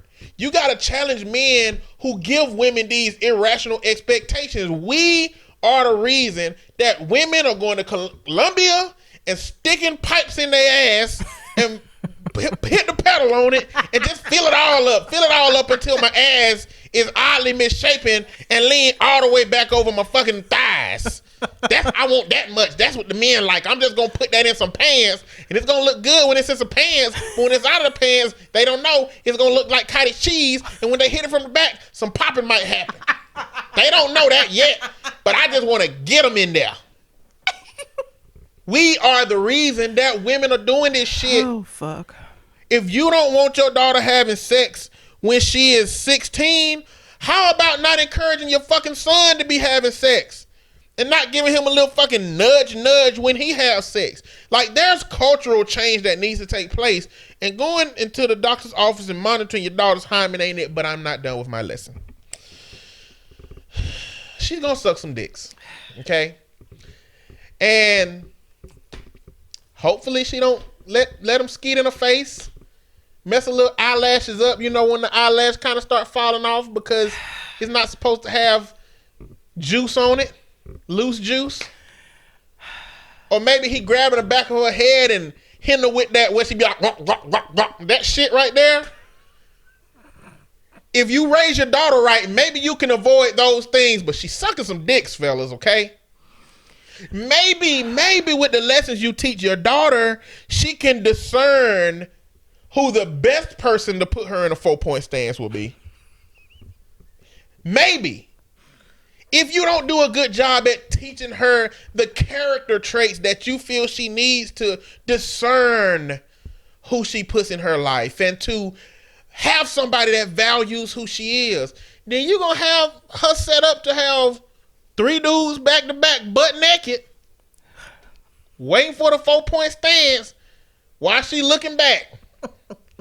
And then one of them going to spit down in her ass because that's what they do in porn, and that's what them little 16, 17-year-old boys is going to be trying to emulate. If you have daughters, the best that you can do is lead her down a path in which she will make the best decisions that she will make. And I just don't believe that T.I. going to check on her hymen is having responsible conversations with her. It's because not. He feels like monitoring whether her hymen is broken or not is all that he has to do. But guess what? So what happens when he go? First of all, again, I just feel like I need to reiterate that is not an adequate way to judge virginity. I just really don't want men out here thinking that that's the way that you're going to be able to tell whether or not your daughter fucking. It's not, okay? It ain't. But that being said, okay, you go and the gynecologist say, oh, that hymen broke as shit. Now what? What'd you do now? Because you monitoring it don't stop shit. You going to see, because you're not having a conversation about what if it happens, this what you need to do. He's going to do the only thing he can do. The only thing that he has control over. What? Kill himself. That's the only option. He can't control what she do. Homicide. Homicide and suicide. Only two. Homicide and suicide. 3 options. Homicide and suicide, or just suicide. Those are his only options. Cause like that was my whole part of. It's just disturbing that he's doing this, but it is not a way to conversation and being real with your kids. That's what you do. You policing it. That means you can't do shit till after something has happened. If you go and the gynecologist tell you that her hymen is broke, it's too late now at that point. And men, I'm very aware of how forward thinking I am as a man. I'm thinking like around the year 2020, not 2020, but like 2900. Yeah. I'm very forward thinking. If we're going down a more liberal leaning way of looking at the world and valuing women, yes. If we keep going the way we're gonna be fucking gazorpa out here. Now, I don't know if y'all motherfuckers remember this episode of Rick and Morty, but there was an episode of Rick and Morty where there was this fucking amazing culture of women that created a whole society. And when children are born, they got this machine that fling the boys out into the wilderness while the women become educated and learn. Motherfuckers, we'll finna be gazorpa if you niggas don't get it together, goddammit. Okay? Y'all need to fucking get it together. We are not fucking cavemen. We ain't picking these women up over our fucking backs, running into a cave, having sex with them, and then being like, I'm the man. Well, that shit is finna end, okay? And if we don't get this shit together, it's just gonna be a couple of women, and it's gonna be 20 of us, and we're gonna have to murder each other down to the last one just to try to get some trim, and she gonna tell us no. And then we gotta kill her, or kill ourselves, or homicide, suicide. But this shit gonna become Gazorpa. Go find Rick and Morty's episode, Raising Gazorpa, and see what the fuck our society gonna become if we just sit back here with our little male squabbles trying to monitor women and not figure out what the fuck we got going on in our minds that are misperceptions. So I know I'm a very forward-thinking man. I know that when y'all hear some of the shit I'm saying, y'all be like, who the fuck is that? Is that is not a man. That is a woman in that nigga's body. And I don't know how she sound like that. But I don't know how she got that size or what kind of real looking ass bodysuit that is. But that motherfucker is not. So I know that, guys. Okay? But you can further how you view these things. First off, everybody should have body autonomy, okay? Everybody should be able to choose what they want to do with their bodies. If you want to influence that, then fine. Based on your morals and your family's agenda of what you teach, fine, whatever. But they should have body autonomy. They should be able to choose what they want to. We should not be policing women's bodies and telling them what we want them to do with their bodies and creating legislation that dictates how they do with their bodies and coercing them into signing a waiver so that he can get into her fucking private health information. Like, that shit is overkill, man. Because here's the thing, and I don't, at least in Alabama, I can't speak for the rest of the U.S., so let me just say in Alabama specifically, you at 14 can make medical decisions for yourself. And the reason why that happened is because of bullshit like this, okay? You had girls getting pregnant and parents choosing for them to have abortions and shit. And so now the law at 14, you can make medical decisions. You can go to the doctor without your parents at 14. And that's why. Because you have shit like this. There is no reason why he should be going questioning her fucking gynecologist about anything. Period. There's no reason for that. Because again, you're not even taking preventative measures. Because again, if you go and they say, yeah, she fucking, what you gonna do? Like, you're not trying to have a conversation with her to make sure that any of the decisions that she make are safe decisions. You just don't want the shit to happen. She can't even masturbate. Yeah. Like, she can't use no toys. She can't get, like, penetration masturbation. Listen, she can flick the bean a little bit. I was going to say Google, but you might not want to Google. There are so many ways that a hymen can get broken that is not sex. Like, it, again, that was long ago debunked as a way. That's some medieval shit. We learned a long time ago that is not an adequate way for you to try to determine whether or not somebody has had sex. The only thing she can do is just lean on the corner of the washing machine. Man, she do that too hard, she might still fucking break her hymen. Like, girls that play sports, ride bicycle, like, you can break your shit doing that. Listen, I masturbated by accident at 12 years old, and I ain't looked back since. By accident? Yes. I don't. I'm telling the story. And a lot of men have stories like this because we don't know meat positivity. God damn it. We don't know how our meat work when we young. We haven't done a good enough job at educating young boys. You know why? Because I was raised by a fucking mama who ain't know shit about meats. And not only that, but she just wasn't comfortable talking about it, okay? So she never talked about meat. So I'm a little kid, and I'm just laying in there watching porn, but not regular porn.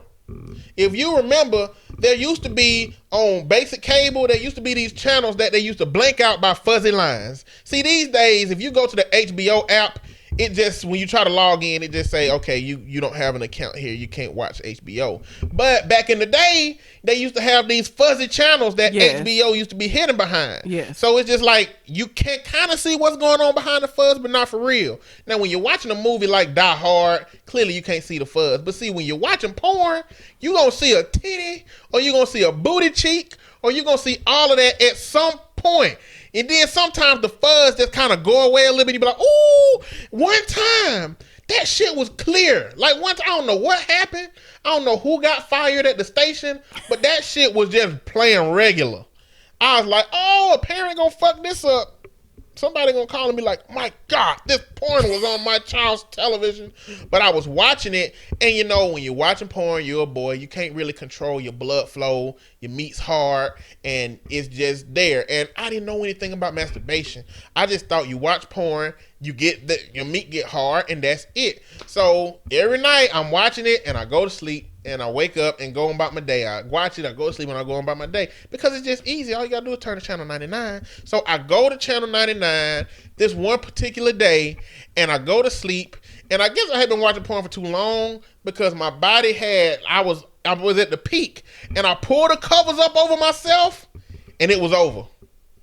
I didn't know more of a feeling supposed to come from other than what I had at that moment. And the covers did it for me. After that, I was like, oh, this is what they was talking about. And I hadn't looked back. I blame myself for this. 23 I years. should have just let it go. No, you shouldn't have. I should have let it ride. Because men need to know that you need to be having these conversations with your boys early. Did you know girls and boys masturbate as early as 4 to 5 years old? Yes. Did you know that there are chronic disorders in which some babies masturbate that early? No, I didn't know that. We had a client. We had a client with a child that was chronically masturbating, like 1 year old. It was a girl. So, for our meat positivity message, we need to be having this conversation with our young boys. So we're really gonna do this? This What? gonna be a thing? I don't know. I probably forget soon, like we forget everything. But for now, when I remember it or something triggers it, then this is what it's gonna be. And this whole conversation is triggering of it because it's about sexual organs. And listen, why can we talk about pussy membranes, but we can't talk about meats? that's not okay. Anyway, the point is, you need to be having conversations with your kids. Policing, going and trying to like talk. First, that's not helpful. You want to make sure that your kids are making the best decisions with the best information. And I tell parents all the time, you don't want your kids asking other kids, okay? 14-year-olds are dumb. Do you really want them to go ask their 14-year-old friends some shit that they should be asking you? They're going to get dumbass answers because you're dumb at 14, okay? I was dumb at 14. You're dumb. You don't know. I don't want you asking other 14-year-olds. They don't know no more than you do. Okay? You need to be having conversations with your kids if that's a concern for you. And listen, this shit, and I know this is going to fall on deaf ears, but the fact that we as a society are so much harder on women about sexuality just really pisses me off. Even to the fact of when you have teachers fucking students, it is looked at differently if it is a female teacher fucking her male students or a male teacher fucking his female students. We even look at that shit, and all of it is wrong. All of it is problematic. But you don't look at like you would be upset about your son fucking a teacher. I feel like there are niggas that would be like, my son was fucking a teacher. He was getting it in with the teacher. I mean, I think that's because of how we look at meats. What? It's based on how we perceive meats. How so? How am I trying to say this? If a person with the sword, if the man that got a sword stab a woman, damn, he got the power. Like it don't matter if you a child, you a grown man. If you got the sword, if you puncture the motherfucker, it's fucked up. It really don't matter if a woman runs full speed and swan dives onto the sword herself. The sword still did the damage. That's how we look at meat. Meats come with this perceived power. That's terrible. Unless it's little. Then be meat positive, man. But if the meat is of a decent size, you're puncturing somebody. Listen, if I ever find out that a teacher is fucking my son, I'm gonna fuck her up. Okay? I don't give a good goddamn if he is a boy. He is a boy, meaning that he is a child. I'm not saying it's right. I'm saying it's what it is. But that's what I'm saying is that don't need to be your mentality. If you have a problem with your kids having sex early, have a problem with your kids having sex early. If you have a problem with your kids having sex before marriage, have a problem with your kids having sex before marriage. But putting all of that extra shit on your daughter is not fair. It's not right. And let me go on ahead and give you a lesson on how you're supposed to resolve this, okay? First, you teach your children self-worth. That way that they know that they are valuable and nobody can take that value away from them, because what these garbage ass niggas do is a lot of them break these women down to make them feel like they can't get much else, and then they make themselves vulnerable to that kind of interaction. Same thing for boys. Self-respect. If you teach them to respect themselves and other people, then they will respect their bodies enough to make the discernments that they need to make. So your son won't be out here running trains after 2 other dudes because your ass done nudged his ass because he okay with sex. Man, my daddy, I ain't really getting in trouble, man. So yeah, let's go bang this freak bitch. And now your goddamn 16-year-old got chlamydia.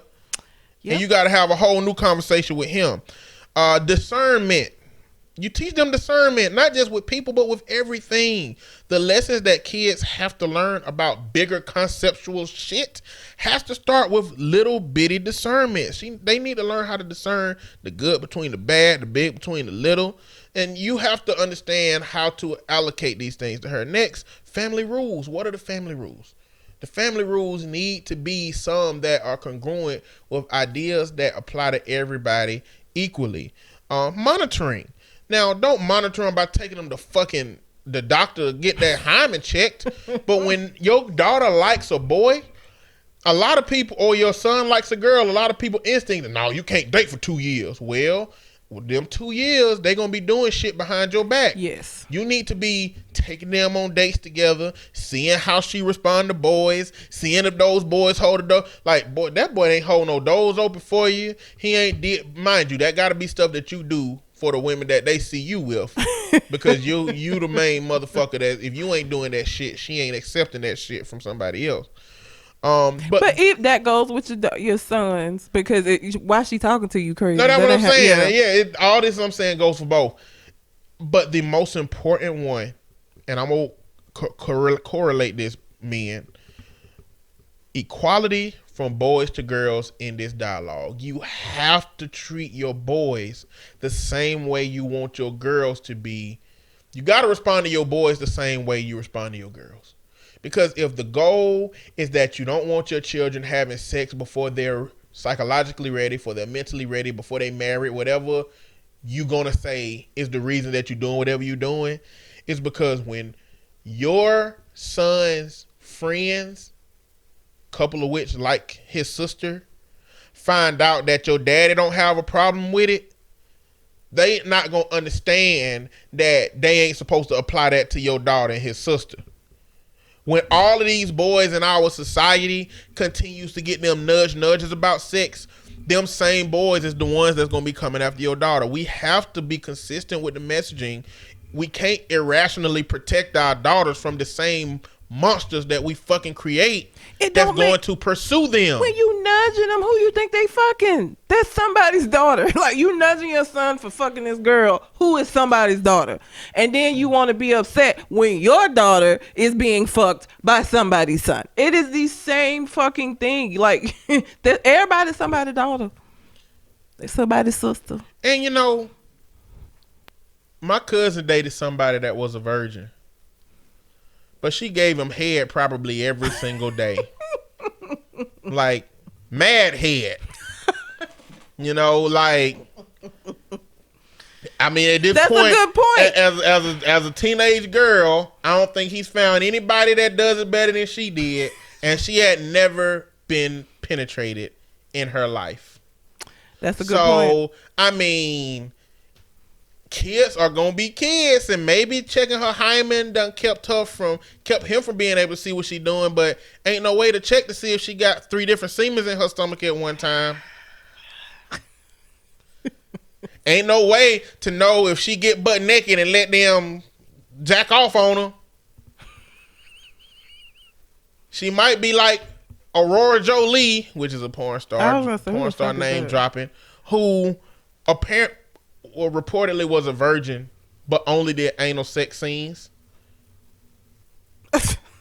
I mean, I'm just saying, you don't know what's going on. What?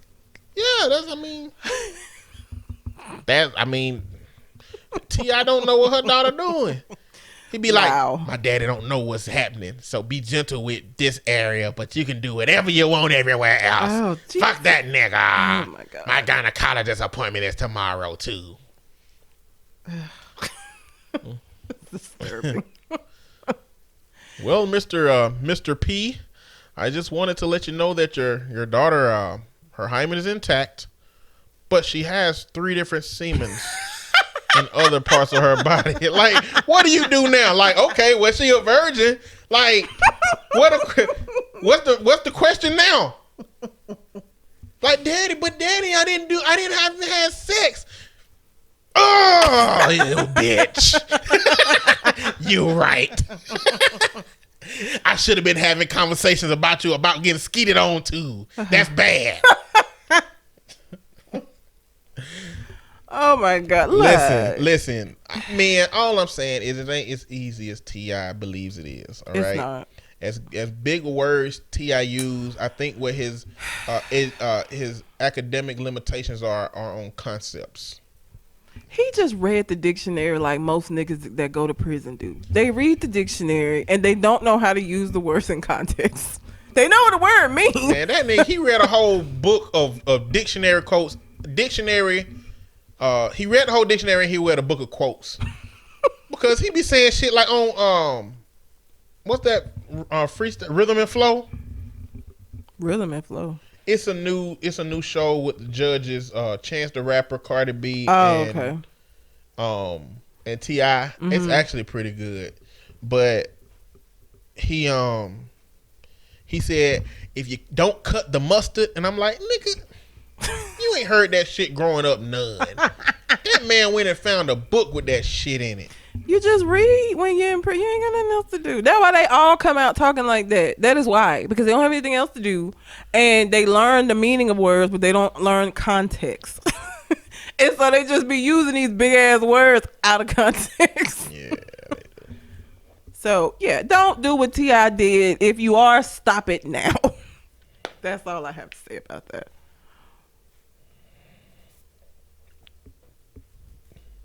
That was your story? That was my story. What am I going to talk about next? Let's see here. Y'all, did you know that there are 69,000 black women missing in America right now? I'm not surprised. Trafficking. We had Cupcake missing. We did.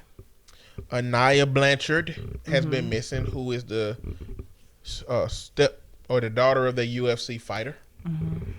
And what we found out about the missing Clark Atlanta steward, Alexis Crawford, is that she was murdered by her ex-boyfriend. What? No.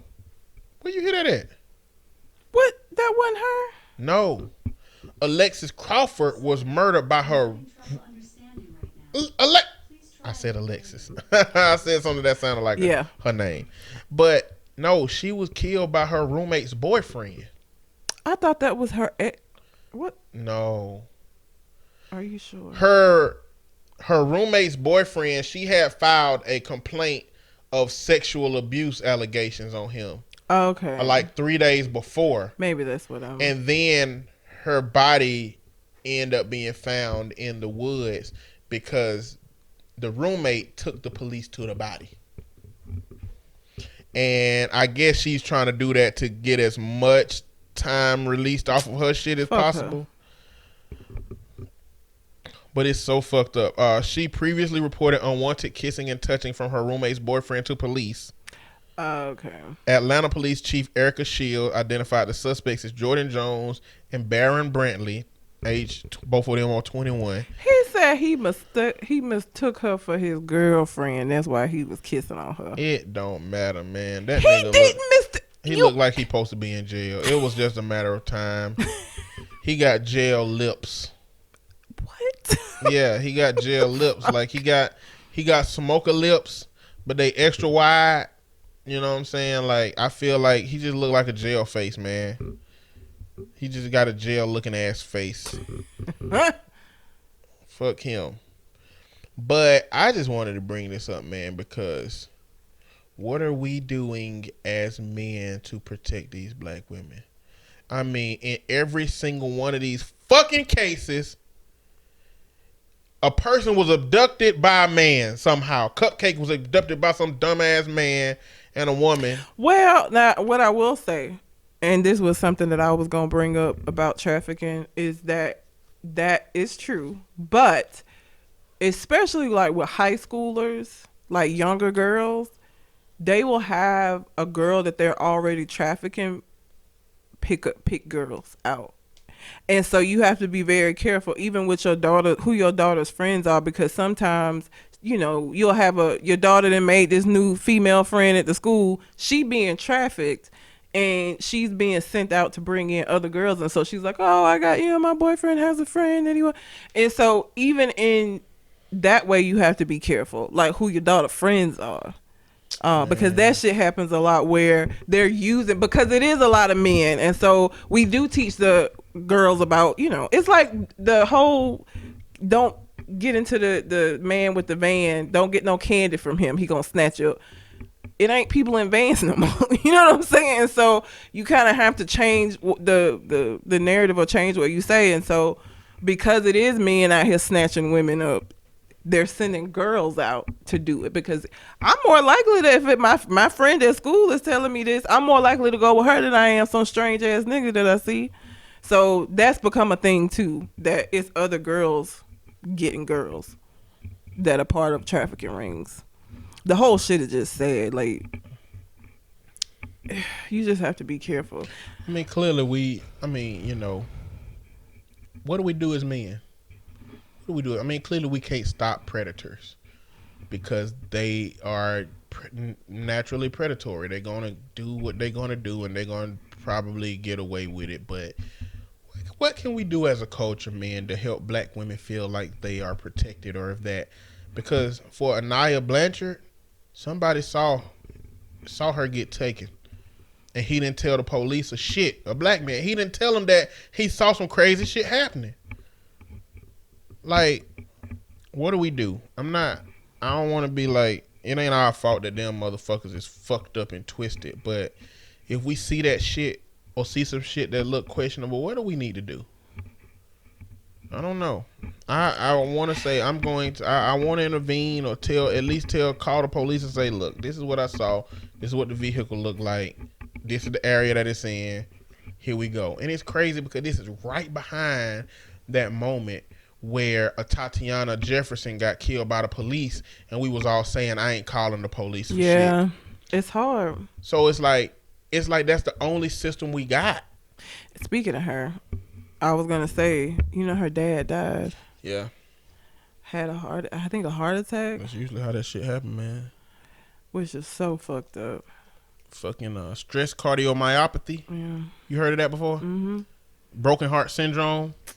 That shit happen a lot with old people. When old people lose their loved ones. What's the lady that played in Star Wars that played Princess Leia? Can't remember. Her mom died. She died, and then the mom died maybe like a month after that. Yeah. You'd be surprised, man, what a lot of people are living for out here. Star Wars people are dying right now that I can't remember her name. Yeah. She played Princess Leia. I don't know. I can't remember the actress's name. But I know she died, and then her mom died like a month after. But yeah, it's hard. It's like we have that happen. You don't want to call the police, but what else do you do? Especially in a situation where you didn't see somebody get snatched up. Like, you can't do anything in that situation. But listen, men, women, anybody with kids, nieces, anybody that you care about, y'all need to make sure you know who their friends are, because that shit with the girls getting other girls is happening a lot. So one of the things that you can do is make sure that you are involved in your kids' lives. Like, who they friends? Make sure that you know. And if they start talking about a new friend, who is that? I want to know her too. Who's this new girl? Because a lot. If you look at some of the survivors of trafficking, a lot of their stories, it's not them running off with niggas. It's them making friends with a girl who just knew these boys that, older boys that they could talk to, or that could do this and that, and then they go over there and never don't nobody see their ass no more. So one of the things that you can do is be involved with your kids, like know who their friends are. If they start talking about somebody different, pay attention to that. And the only way you're going to know if they're talking about somebody different is if you're fucking listening to them regularly enough to know, who is this? You've been talking about Mary Beth a lot. Like, who is Mary Beth? You got to pay attention. That's one of the things that you can do, is be mindful. And unfortunately, sometimes it feel like being a woman, you got to be scared of everything. You know what I'm saying? Like, I got to be aware of every goddamn thing because any death could be around the corner at any moment. Like, it feel that way sometimes. But you have to remain vigilant. Like, you got to pay attention, know your surroundings. Be careful who you hang out with. I don't know. I don't know what the answer to that question is. Me either, but I'm posing it, so I guess anybody listening can think about it. This shit right here really just fucked with me. 10 people hospitalized after being mistakenly injected with insulin instead of the flu shot. Now, mind you, this was at one of them retirement homes, so it was older people. But how the fuck do you make that mistake? Like, who was asleep at at the wheel? How do you do that? How do you fuck up? You give people insulin instead of the flu shot? How you mix that up? 10 people, 10 times. I'm sure that shit ain't distinguished. Like, flu shots are purple and insulin is green. Like, it ain't no shit like that, man. It's probably easy to fuck up. I hope it ain't stored in the same. Like, they shouldn't be like next to each other when you accidentally get the wrong vial. All that shit probably is. You know, these days. Why is this not more of a common thing that people are getting fucked up this way? Because most people read. Reading is fundamental. Motherfucker didn't read that insulin. What happened was somebody reorganized the goddamn cabinet with all the shit in it, and somebody just grabbed 10 bottles of the shit they normally grab without looking. That's where they keep the flu. Injection. Hey, Miss Jones, are you okay? It's Miss Jones. And she didn't realize it. Probably went out into the lobby and saw 8 motherfuckers on the floor. And like, oh shit, are y'all gonna pass out too? I just gave y'all the same shit. Let me read these bottles. Oh shit, I don't even know what insulin do to the blood, nigga. What the hell? Like what happens if you put insulin? If you sugar? But if your insulin is maintained, then it will be like your insulin being higher than what it needs to be. So what's the opposite of diabetes? Diabetes is when your body don't produce enough insulin, right? Yes, but you can have something where it overproduces, can't you? I'm sure you can. I just don't know what the name of it is. I don't know either. Let's go to trusty old Google and put in opposite of diabetes. Or overproduction of insulin. What is wrong with Cheryl? I'm going to say opposite of diabetes. Of course you are. That's how I go. Hypoglycemia. It popped right up. What? Overproduction of insulin. Hypoglycemia? Yes. So I know how to get to my results doing it my way, and I'm okay with that. So hypoglycemia is what they basically did for these folks. Is gave them that with them giving them the shot. Because if you don't have diabetes is too much sugar. Because with hypoglycemia, you remember Paul Blart Mall Cop? Yes. He had hypoglycemia and he always had to have them pixie sticks in his pocket. This says excessive insulin release. Really? Causing hypoglycemia. It's that's why you should have put insulin overproduction. No. What I'm saying, it says, I'm reading it say hypoglycemia is a condition caused by a very low level of blood sugar. This says when you have a low level of blood sugar, your body would have to produce more insulin, right? I don't know. No, I'm saying insulin is blood sugar is glucose. Okay. That's not insulin. I don't know. Insulin is okay. Listen, we ain't doctors. That we don't need to get this technical. This is how I know a lot about the shit that I know, because this is what I do. I get down the whole path. Insulin is a hormone made by the pancreas that allows your body to use sugar from carbohydrates in the food that you eat for energy or to store glucose for future use. Insulin helps keep your blood sugar level from getting too high or too low. So insulin regulates it. So if it's already regulated and you give somebody a shot of insulin, then it will fuck them up. Like if you don't need, like if somebody came in here and shot us up with insulin, we'd be fucked up. I don't know. Both of us might be pre-diabetic and don't know it. It might save our fucking life. As much candy as I eat, if I was diabetic, I'd be dead. I don't eat chocolate, but I eat the fuck out of some candy. Matter of fact, these Starbursts, I'm about to take a shit ton of these Starbursts. I eat. It just need to be not chocolatey chocolate, which means American chocolate, which means sweet as fuck, which means whatever is in the candy bar she eat gotta be more powerful than the chocolate, which is a Three Musketeer. Yes. And what else? Malted milk balls. You eat Whoppers? No. What else is it? Three Musketeers. Oh, Reese Cups. Oh, Reese Cup. Yeah, that's all sugar chocolate. Yeah. That shit don't even taste like chocolate. It tastes like sugar. I eat a Reese Cup. Okay. But I eat a ton of candy in general, so like I would be fucked up if I. Somebody educate us on what the hell insulin do and how it do it, and what the difference between being hypoglycemic and hyperglycemic is. Listen, the fact of the matter is these niggas got too much insulin. They got insulin instead of the flu shot. They probably, as soon as their body felt weird, they probably just shitted on themselves immediately. Why would? Because they old, man. That's what old. That's the body do. Why? Release bowels. They may not be that level they was of already old. drinking prune juice. Forgot the Metamucil Centrum in the morning. One a day, women's. I hate you. They forgot that shit. Now they need a diaper change. Whatever. That just fucked with me. So I work in a hospital now, and we have to get flu shots. So I just got a flu shot like 2 weeks ago, and I usually don't because sometimes I'll get the shot and get sick. I didn't this time, thankfully.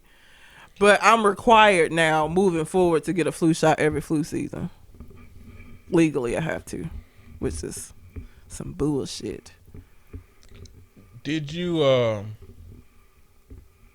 Google Boondocks characters? I did not. If you Google Boondocks character, they replace Uncle Ruckus with Kanye West. I don't even know how you do that. I don't know who did that shit. I love it, but I love it. But it's that's amazing. Whoever did that is amazing. They disrespectful. I'm Kanye all right with West it. is new Jesus. I'm Why would y'all all do that? right with that. Kanye West is going to be running for the president. Now they don't have nothing for Uncle Ruckus. They changed it, yeah. They figured out how to get him out of there. Dang it. I Before wish I could have sue seen their it. ass. If you click on the picture, it show you everything on here. It is him with the Make America Great hat again. I think they're interchangeable. I don't see the problem. Nah, maybe. I don't see the issue. What else you got? What else did I have? South Carolina man claims his McDonald's sweet tea came with marijuana inside of it. Like mixed up inside of it? Floating inside.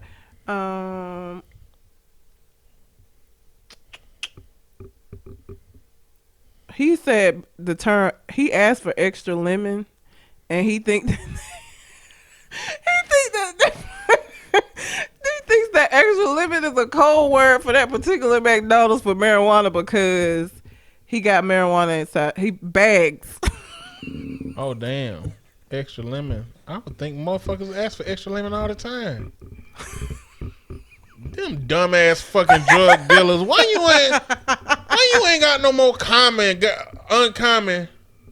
Extra lemon must be cold because he got 3 bags of marijuana in his cup. He found it after, he drunk the tea, drunk it down. Wait a minute. 3 little But bags. he didn't pay for it. That can't be right. Because ain't no system of paying for it. Maybe his order wasn't the order. Maybe they gave him the wrong drink. Maybe. Because if he didn't pay for it, but he asked for it by code, that don't fit the bill. But how would you even go about doing that? Because you would have to be sure that person who knows the code is at work that day and would be in a position to put the shit in your drink. Like if you work in the grill that day, you ain't gonna be able to put no shit in nobody's cup. It got to be a system, just like on Atlanta.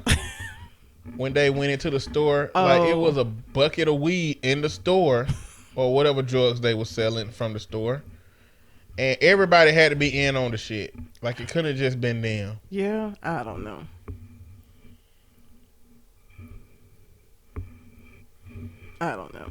But, yeah. Did you see that video of a parent going to the school and snatching her kid up? Yeah. And whooping him up? Yeah. You see that video? Mm-hmm. We talked about Child it. Protective Services. What'd you say? They were talking about it at work today. Child Protective Services picked that motherfucking kid up. Yeah. And his siblings. They should have. Yeah. Absolutely should have. If y'all have not seen this video, look up mother goes to school to beat child or son, and it's still really appalling to me how so many people are supporting what the mama did. But I know a friend who What she calling him little nigga and all kind of shit? in front of the teacher and everything. Like, she mixed up physical abuse with psychological abuse with just mental abuse, emotional abuse. And she was saying such fuck shit to the child that I don't know how a child can get out of that situation and not be afraid. And that's what she said in front of the teacher and did in front of the. So imagine what the fuck he get daily at home when ain't nobody around. If she was willing to come up to the school and do this shit. Like, imagine living with her, what living with her must be like if she'll come to the school and do this. I can't verbatim say what she said, but what she said sounded like what Tupac's gun said on the song Me and My Girlfriend. I'm on your ass, nigga, running high, ducking high, yeah, die, nigga, die, Now, if you listen to Tupac, you know exactly how that scene went in that song. But that's essentially what she was saying. Yelling and screaming. She was saying, nigga, you got me coming out here with these teachers. It ain't her job to be watching after all these badass kids every day. She come up here and do it anyway. She said, I'm on your ass. She said, outside, games, all that shit gone. Ain't gonna be nothing but you sitting in your room. She said, I will break your face, nigga. Like, yes. This is literally what she said. And this kid, how old was he? This ain't 7. Y'all finna say, this ain't no teenager. This ain't no high schooler. He was a 7-year-old. 7-year-old kid that she came up to the school and did that shit. And the fact that people think that that's all right and were applauding her for that is just sad. That you think that that's the way that you need to discipline a child who misbehaved in school. But let me say this too. For everybody who is looking at the mama and saying that's a good job, you're making a very bold assumption that she is doing everything right as a parent. To say that the way that this child is like this is because on his own and the way that you fix him is that you whoop him, you're assuming that mama is appropriate at home, speaking how she wants to, giving him love and affection, giving him everything that he needs in his environment. You're making that assumption when you say that's how you get kids in line. Because the reality is the way kids get fucked up and out of line is not having an appropriate father or male figure in the home, having a mother that's overly bearing or has her own psychological issues that she hadn't dealt with, and living in impoverished situations. That's how kids become a kid that acts out in school, because they have no control at home and they take it when they get into a new environment. And do you think that kid took anything away from that situation other than the fact that his mama, 1, came up there and embarrassed the fuck out of him, 2, that she was saying all of this mean shit? Like, I don't know why people think that that's the only way for you to get a message or a lesson across. If in the midst of you trying to give a lesson, you embarrass the fuck out of your kid, that's all that kid is going to take away from that situation is that embarrassment and that negative shit. The lesson that you was trying to teach them, completely lost. 100%. Don't even fucking matter. Because imagine what it's going to be like for that kid to go back to school after his friends done seen his mama come up there and do this shit. What you think that next school day, whenever he go back to school, is going to be like for that kid after that? You know what I'm saying? Like, I just don't, it don't take all of that. And if you think that it takes all of that for you to, that's problematic. If you think that your son, your daughter, it take all of that to get them to behave correctly, that's problematic. That's problematic. And you done some shit lacking as a parent up until this point if you think it take all of that. If it didn't got to the point where it take all of that, something has been missing. up until the course of these 7 years. This shit is ridiculous. Listen, y'all. I understand that as a community we have standards of how we feel our children need to be disciplined, but I need to remind everybody that regardless of what we believe and how we want to discipline our children, we live up under a system that thinks differently, and they will take your children away, and you can't get your children back earlier than 6 months. Take 6 months to a year. And if you don't comply with what DHR is or child CPS or DFACS or whatever it is in your state, if you don't comply with whatever they tell you to do, after a year of not complying, you're up for termination of parental rights.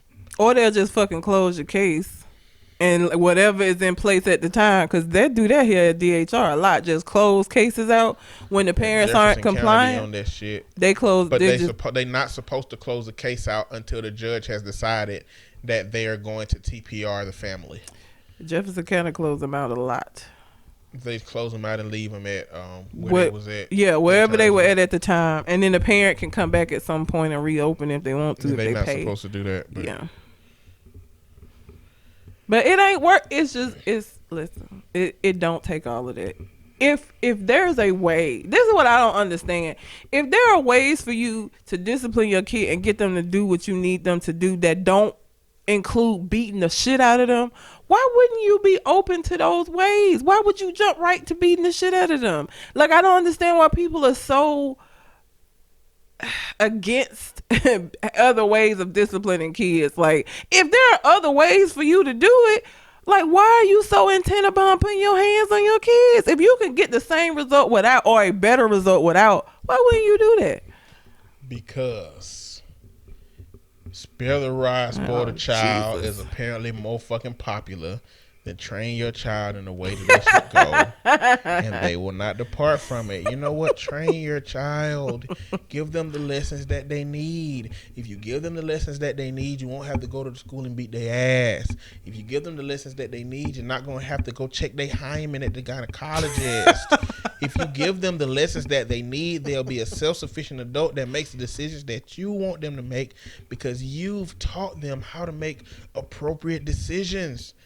And another thing, for those of you who do use corporal punishment rather heftily, never whoop your kids out of anger. That mama was furious. Because you're not in control. And that's how a lot of DHR cases get. You whooping your kid while you angry, and you hitting them harder than what you intended to, because you don't realize you hitting them as hard as you are because you so fucking mad. Also, don't make your children strip when you whoop them. Having on clothes is enough. That's plenty.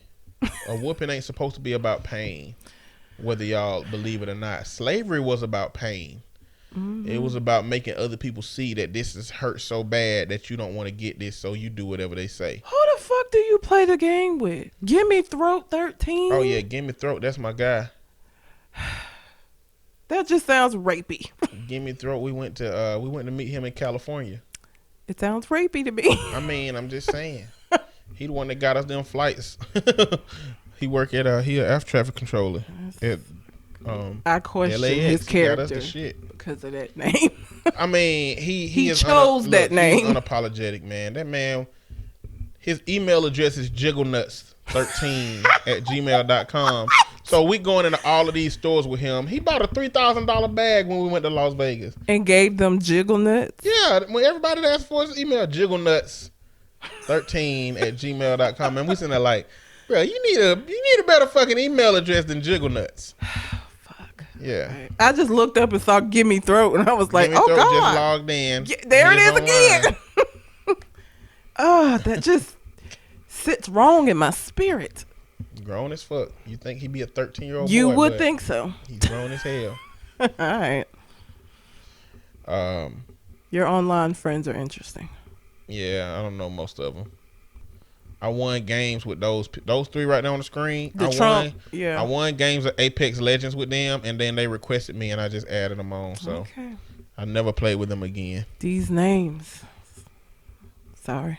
Just looked up and saw Gimme Throat. It just threw me off. It's all good. My name is Bama Psycho.